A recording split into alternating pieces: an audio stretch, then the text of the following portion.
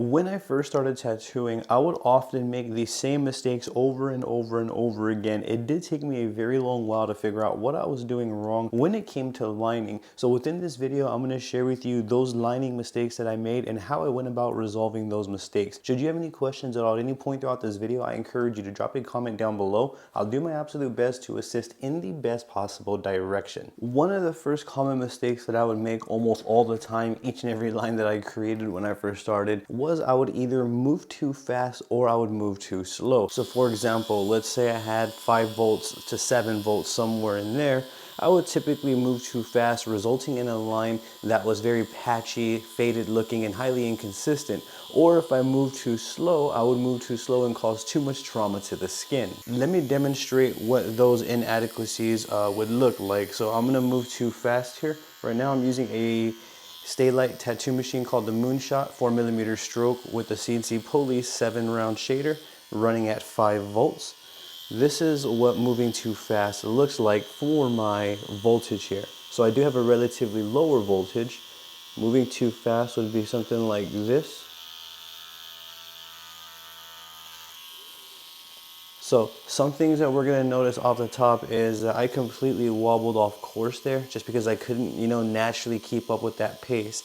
I'm not sure if the camera is doing justice or it's making this line look saturated. However, if I apply a generous amount of ointment and I remove any excess, we will in fact see that this line has a sort of faded looking appearance to it, and you can see that it's highly inconsistent. This side had more needle than this side right here. My hand speed was just far too fast for the voltage that I was using. Let's say I were to higher up my voltage to around maybe 6 volts. Let's do 6 volts, and you can hear my machine screaming there.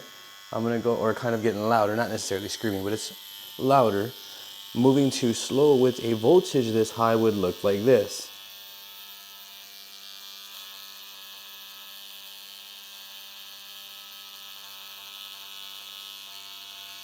So you can see that my needle's making way too many rounds in this area and it's snagging into the skin.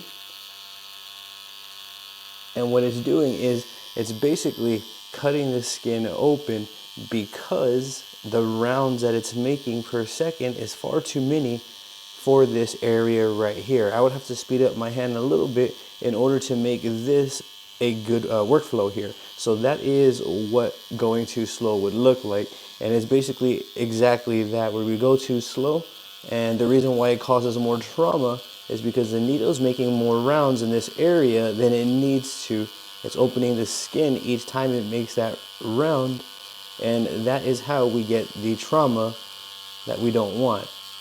So way too slow. You can also see that the fake skin is sliced tremendously right there. That's definitely what we do not want. How to resolve that first issue that I experienced of moving too fast or too slow, I would simply find a comfortable voltage. So I'm gonna go back to 5 volts. I'm listening to the sound of my machine and I'm feeling the vibration. That feels good to me right there. What I would do is simply match my hand speed to this voltage right here. And that's how I would go about resolving that. I would simply slow my machine down so that way I can move at a more paceful manner and not so quickly. And then I would continue to allow my needle to deposit the ink it needs to without driving it into the skin, and simply being paceful with the deposits, as you can see right here.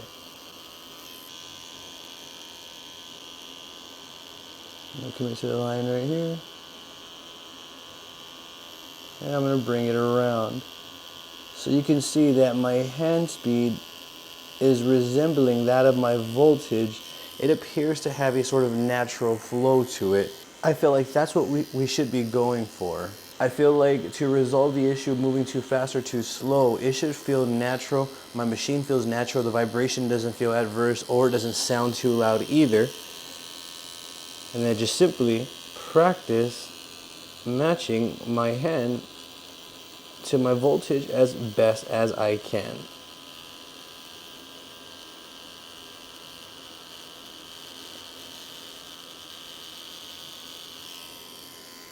Like so. The second thing that would really give me issues when I first started with my lines was the angle that I chose to use. So I wasn't really aware of how needles would deposit, so therefore I would kind of just use any angle that I wanted to deposit ink, and it really didn't matter. It's not something that I thought of. However, I quickly found out that if the angle is off, then we're still going to get inconsistent lines even if our hand speed does match our voltage. So for example, what bad angle would look like would be something along the lines of this right here, where my machine is off to the side here and kind of depositing the ink from a side like this. I'm not sure if that makes sense, but I'm kind of exaggerating what a bad angle would be. The idea for me, what a good angle is where the needle is allowed to deposit all in one go. So if we're using a 7-round shader, if we're using a 7-round liner, if we're using an 18-round shader, the ink should be deposited in a manner that reflects the line weight that we chose. And a lot of that has to do with the angle that we use. So back to my example of bad angle, I'm gonna go ahead and try to deposit ink using an exaggerated bad angle here. And keep in mind, I'm trying to line here. So it's important to remember the application that I'm going for. So you can see the needle is hitting at its side. Since I'm using a 7-round shader, what that means is half of the needles are only depositing and the other half are kind of floating or depositing at a lighter depth, which means that that's going to have a lighter appearance where the needles weren't touching as deep as the deepest needles. So you can see that, I'm not sure if you can tell there, but those results are highly inconsistent. I'm going to actually do this right here on this line because it's open and we could probably see the results better here. So this is what bad needle angle would look like. I'm just way too far out. Now some would consider this okay, but you can see that it's just not right. That's way too heavy for the line weight that I'm using. If I were to actually do correct needle angle, which is pretty much like at a 90-degree here is what I'm gonna use, I'm gonna stay within this range to around this range right here, if that makes sense. And then what I'm going to do is I'm going to show you the difference here.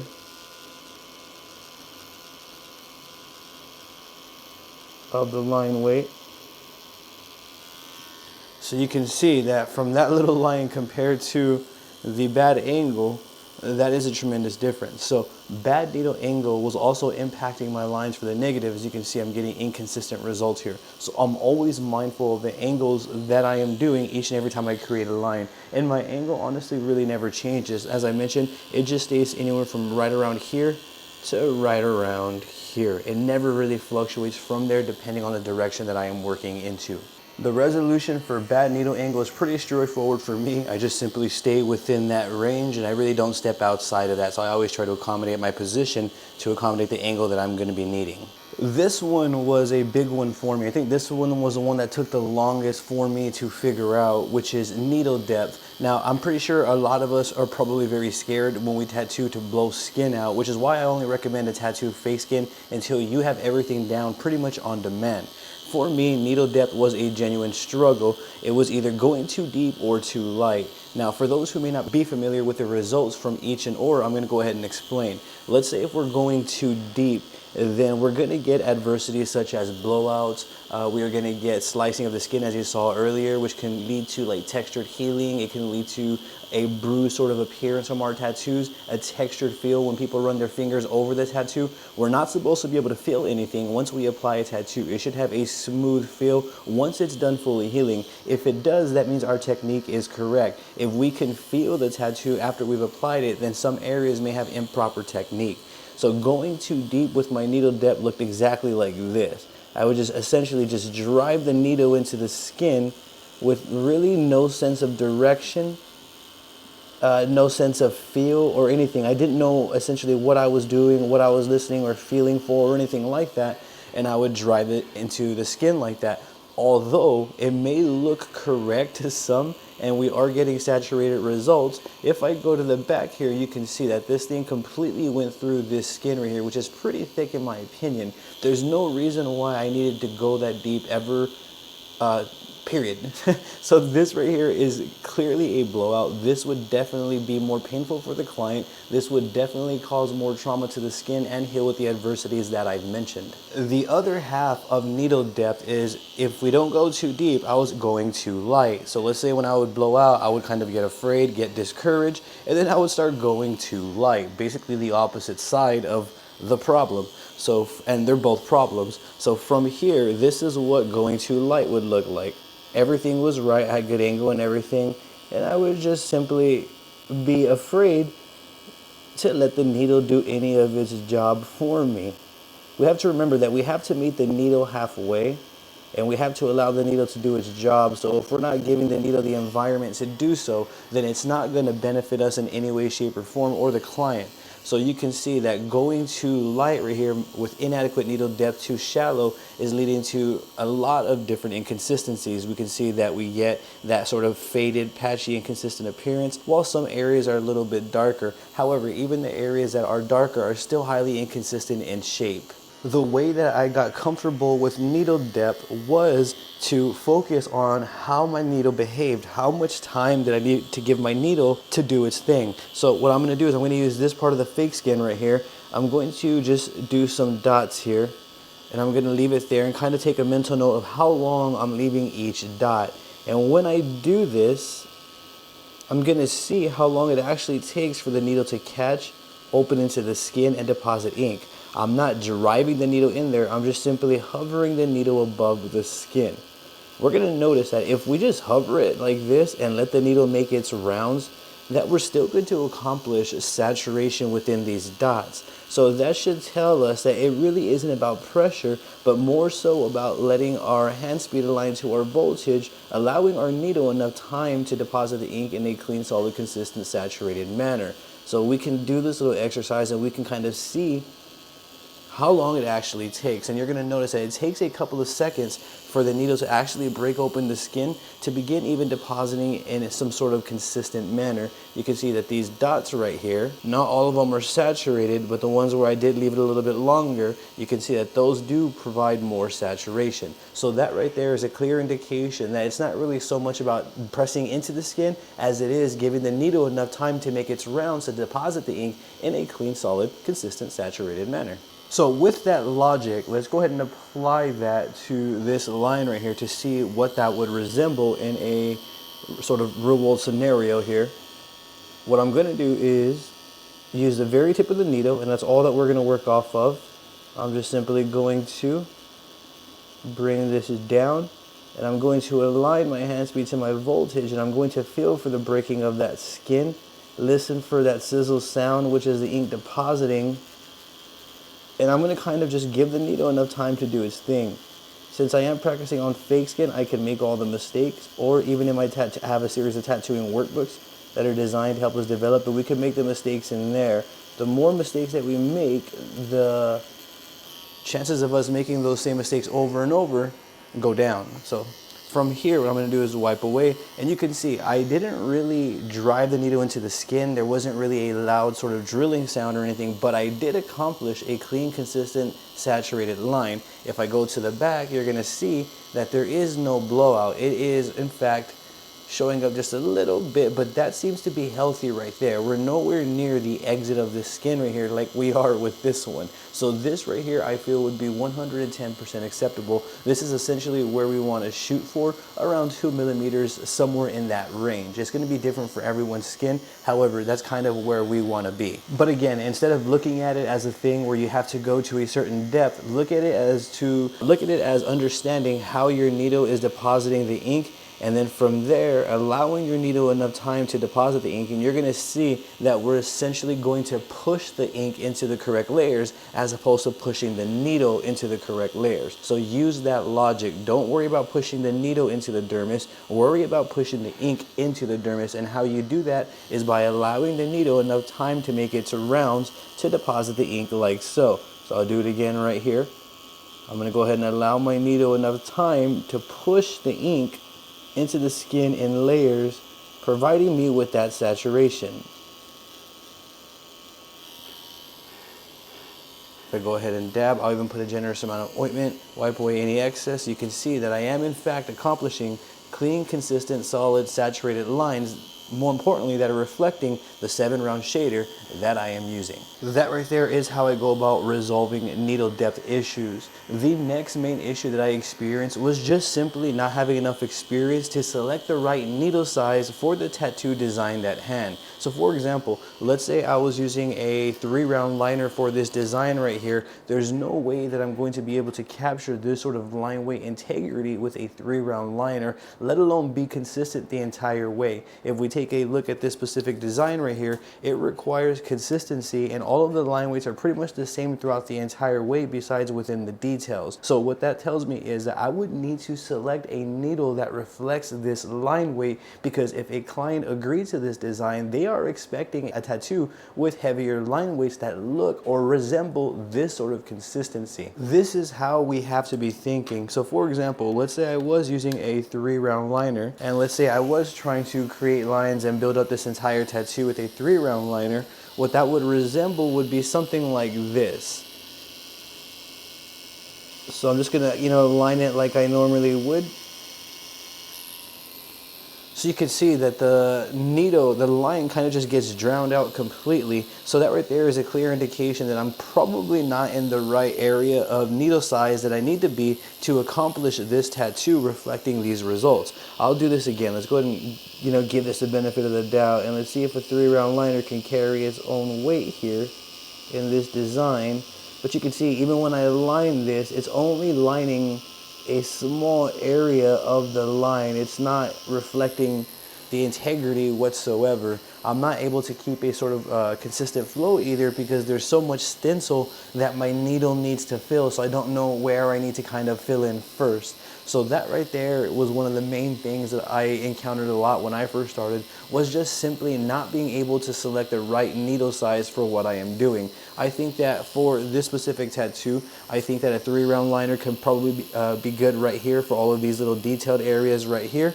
I think that a 3-round liner can probably be good for this sort of like little Nintendo area right here as well. You get the idea. So there's only certain applications where I feel this 3-round liner would work, and it would not be to line this entire design. So I feel it's important to always be mindful of the needles that we select and make sure that they are going to be selected in correspondence to their application within the tattoo that we take on. That's how I would go about resolving that sort of issue with kind of, a sort of inconsistent read, is by simply selecting the needles from the start. As you are creating the design, think about the line weights that you're going to want to be using, so that way you have an idea of what needles you're going to be selecting before you apply the tattoo. Another thing that really threw me off when I first started was just no sense of direction. So not having a sense of direction would really affect me for the negative. So what that means is, for example, if I don't know which direction I'm more comfortable in, let's say if I create lines better this way or this way, and this is not something that I'm aware of or even think about, then I'm going to be more prone to just kind of, chaos. So for example, what that means is, if I feel better creating the line this way, there wouldn't be really a reason for me to create the line going this way. And this isn't something that I put thought into. Now I refer to it as identifying my point A and B and figuring out which motion I'm going to make to comfortably apply that line as cleanly as I can. So for example, for me, I feel a lot more natural applying the line, bringing it towards me, as opposed to pushing the line away from me. Now this is going to vary from artist to artist. Neither of them are wrong. If it just comes down to what we as the artist feel more comfortable doing. I feel more comfortable bringing the line towards me as opposed to away. So being aware of these little variables are going to greatly improve our lining. You have to make sure that you're prioritizing your posture and your comfortability before you even commit to a line. This isn't something that I thought of. This isn't something that I was even mindful of when I first started. And a lot of my lines would, show that and impact that sort of result. Again, I'm going to go ahead and bring it this way, get comfortable. And then I'm going to bring it around. When I begin to feel uncomfortable, I'll go ahead and just simply taper out and continue accordingly.